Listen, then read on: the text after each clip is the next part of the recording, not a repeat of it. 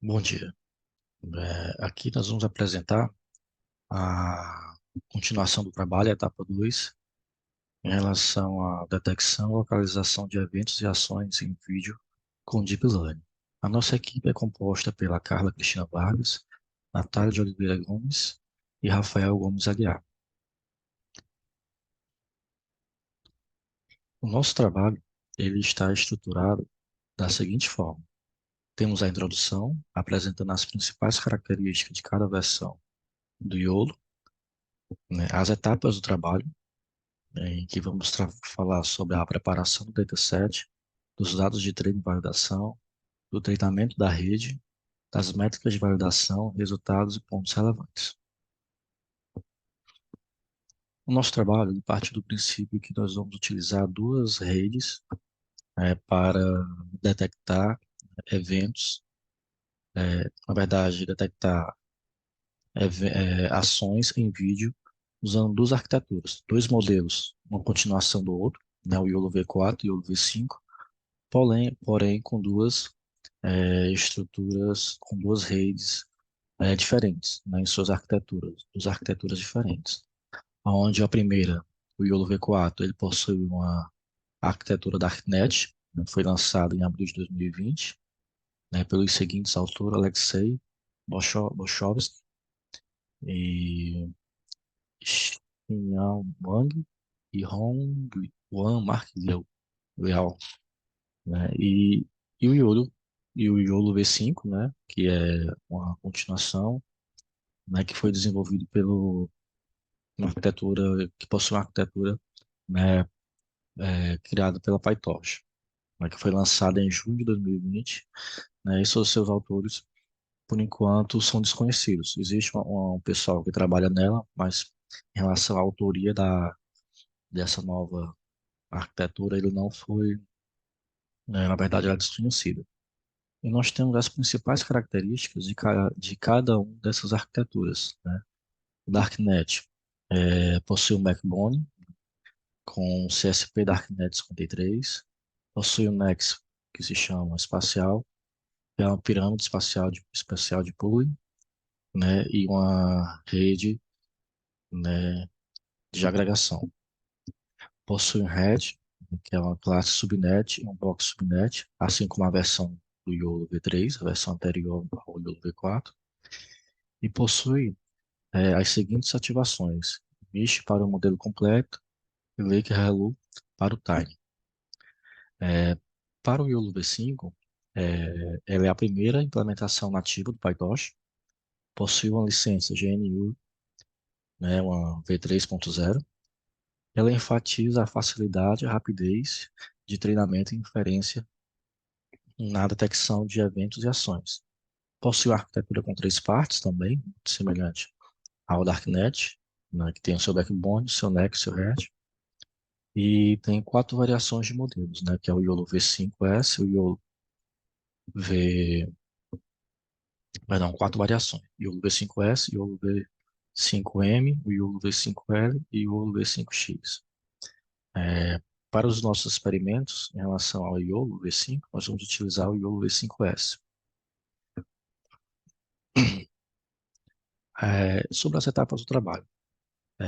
Inicialmente, é, a iniciativa era criar um dataset do zero, né? Porém, devido às limitações ao trabalho que se daria, porque você tem que realmente fazer o trabalho, a marcação na mão mesmo, né? Então, esse processo ia demorar muito para fazer uma, uma, um dataset do zero. Então, a gente acessou o OpenIMage, né? Nesse repositório existem várias classes de objetos já prontas, né? Com suas delimitações, né? Então, preferimos procurar as classes dentro desse site, realizamos o clone do repositório da ferramenta e instalamos as dependências necessárias, né? Dentro da nossa ferramenta de trabalho. Então, os dados do dataset já estão prontos, temos tanto os datasets, as imagens, como seus labels, né, foram extraídos dessa fonte, né. Continuando nas etapas do trabalho, Através daquela fonte, nós extraímos dados de treino e dados de validação, né? Nós definimos três classes de instrumentos musicais para detecção em vídeo, que é o violino, o piano e a guitarra, né? Baixando as imagens e os rótulos de treinamento para cada classe, né? Limitando o número de imagens baixadas para cada classe a 500. Então, cada classe tinha 500 imagens, referenciando a, as classes de treinamento. Da mesma forma, baixando as imagens e os rótulos de validação. Nesse caso, agora limitando a 100 classes para cada classe, né, que vai ser treinada. Então, esse aqui nós temos um exemplo das imagens que foram baixadas, né, das classes de imagem. E aqui nós temos os labels, que são os rótulos, né, que é como o YOLO ele vai identificar, né, a marcação da imagem onde está localizado o objeto que queremos identificar. Então, essa aqui faz parte da nossa base de treino e teste, né, de validação. E dentro do continuando em relação aos dados de treino, teste, treino e validação, né, o repositório ele foi criado da seguinte forma, né? Fizemos um clone, como eu havia dito, né, na ferramenta daquele site, baixamos as imagens, né, aqui podemos identificar, podemos informar as classes que queremos trabalhar, que é o violino, a guitarra, o piano, limitada a 500 classes para cada evento desse. Então, através desse repositório, pode-se baixar já todos os dados, né, e seus labels já tratados para que possamos ganhar tempo, né, na etapa de construção do dataset. Então, o dataset ele já veio pronto, porém, dentro da arquitetura original, do, das arquiteturas que nós vamos utilizar, essas classes não estão pré-treinadas. Então, para isso, definitivamente vamos realizar um treinamento do zero, usando essas classes. O treinamento da rede, né? Em relação aos dados, de posse dos dados já, né, é necessário que a gente realize as seguintes configurações na arquitetura para treinamento, né? No caso do YOLO V4, foi utilizado o Google Colab, né? Utilizamos 100.000 épocas para treinamento do YOLO V4, né? Esse tempo de treinamento ele durou em torno de 4 horas. É, o ideal seria rodar por mais épocas, né? Mas, porém, dado o limite de recursos da GPU que a ferramenta do Colab oferece, não ficou viável, porque depois de algumas horas de treino, ele, ele interrompeu o treinamento por falta de, de espaço e máquina na GPU. Então, o YOLO V4 conseguimos rodar com 1.000 ainda, né? O ideal seria mais, mas partimos, né, no caso, que seria necessário 1.000 épocas, né? Então, durou 4 horas de treinamento.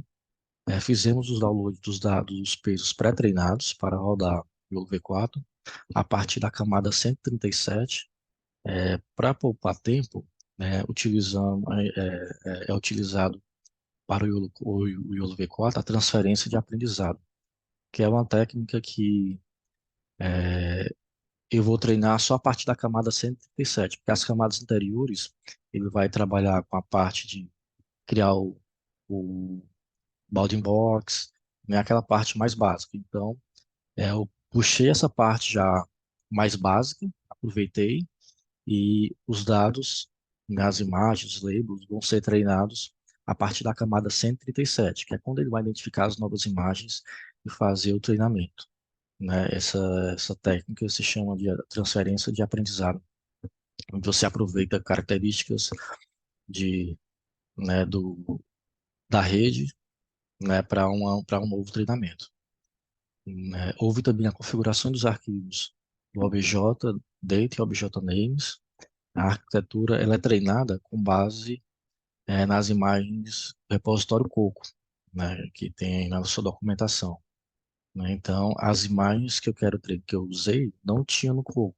Então, por isso eu tive que fazer esse tratamento, né, substituir alguns arquivos para que ele utilizasse as minhas imagens, e não as imagens da arquitetura que é disponibilizada, né? Então, de fato, diante disso, né, eu tenho condição de fazer o treinamento para qualquer nova imagem, qualquer classe que eu precise, né, trabalhar. A configuração do arquivo .cfg, esse arquivo ele faz parte da estrutura do Darknet. Então, foi feita algumas alterações com o tamanho da imagem em relação ao max batch, né, porque eu tenho que multiplicar 2.000 pela quantidade de classes, então tive que atualizar esse valor, né, e os steps, né, que são um percentual do max batch. Então, utilizei 80% o mínimo das classes e 90% para o máximo, né. Aqui nós temos um modelo aqui do arquivo, né, um arquivo bem grande, assim, em termos de, são mais de 1.000 linhas de, de parâmetros, né. Então, eu alterei alguns parâmetros por conta da quantidade de classes que vamos trabalhar. Aqui são só três. O Coco, eles são 80 classes que ele disponibiliza. Então, no arquivo original, esse MaxBet, ele vai estar 80. Vai estar do 2.000 vezes 80, né? Então, vai ser um número muito maior. No meu caso, como são só três classes, foi necessário alterar para 6.000. Então, aqui as configurações que foram utilizadas no miolo V4 e aqui as configurações que foram utilizadas no miolo V5. O miolo V5 é bem mais fácil de se trabalhar, né? Eu utilizei três épocas, mais para comparação, porque à medida que eu utilizava mais épocas, eu vim descobrir isso já no finalzinho já, né? Tava quebrando muita cabeça, acabei descobrindo que as épocas estavam influenciando nos meus experimentos, eu não conseguia terminar os experimentos, rodar todas as épocas que eu queria, né? Então, foi escolhido rodar apenas por três épocas para não comprometer e nem atrapalhar o andamento do projeto, né? Para três épocas, o tempo de treinamento foi de 4 minutos. Foi necessário a configuração do arquivo com essa extensão, né? A arquitetura é treinada com base no modelo Coco também. Então, aqui vai vir 80 classes e eu preciso só de três classes, que são as minhas classes que eu vou treinar o modelo, né? A configuração do tamanho da imagem e um método escolhido que foi o YOLO V5.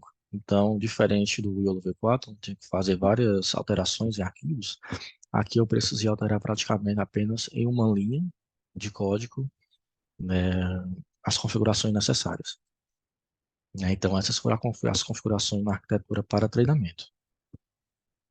Diante disso, as nossas métricas escolhidas para avaliar os dois métodos foram as interações, as épocas de interações para sobre ter o resultado esperado, o MAP, que é o desempenho da detecção do modelo, e o tempo de execução. Essas foram as métricas que optamos por trabalhar. E os resultados? No YOLO V4, a gente conseguiu, por 1.000 épocas, né, ter esses seguintes resultados. O AP, que é o desempenho da detecção do modelo por classe, né? Então, o modelo foi capaz de detectar 15% dos objetos verdadeiros relacionados ao violino, a guitarra 37% e a piano, e o piano a 30%. No geral, o modelo, a precisão dele ficou em 22%, né, que é o coeficiente Yo, né, que é quando ele é capaz de detectar todos os objetos verdadeiros com 22% de precisão, né, e isso trabalhando com as 1.000 épocas, né. E no YOLO V5, trabalhando com apenas três épocas, aparentemente obtivemos resultados até melhores, né. No caso aqui, o modelo foi capaz de detectar todos os objetos verdadeiros com 42% de previsão, de precisão, né, diferente do YOLO V4. Então, com poucas épocas, bem mais rápido, conseguimos ter MAP ali, esse indicador melhor do que o YOLO V4, né? Então, bem aqui eu vou mostrar aqui agora a detecção, né, utilizando os dois modelos.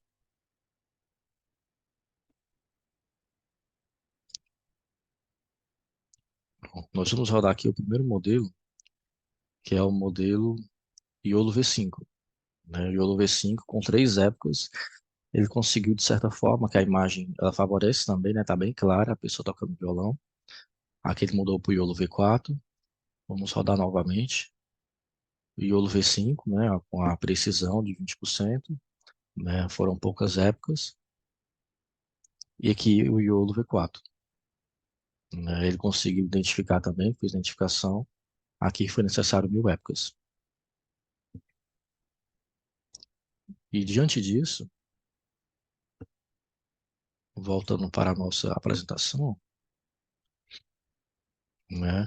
Então, o YOLO V5 ele pareceu bastante eficiente no que se diz respeito a tempo para treinamento, né? Para treinamento do objeto, para treinamento da detecção de eventos.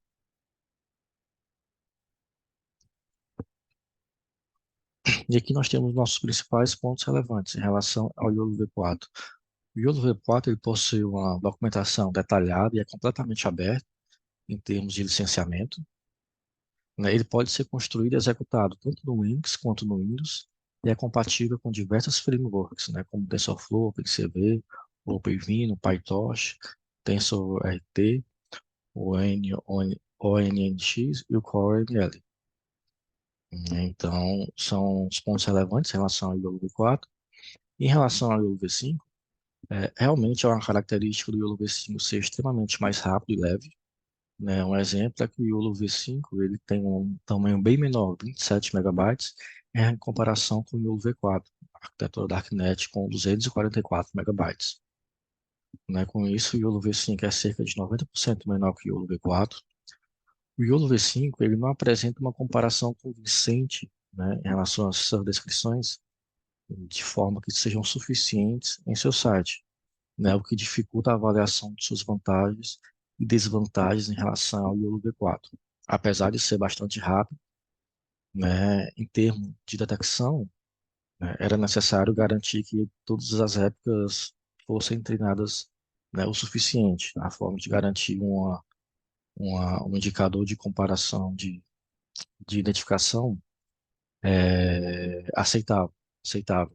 No nosso caso, por conta de recursos computacionais, decidimos por operar com taxas baixas com números de épocas baixas.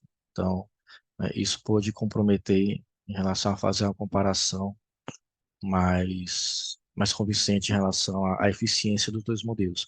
Mas em relação à detecção, a gente viu que o YOLO V5 ele é muito mais rápido, né, e apresentou uma,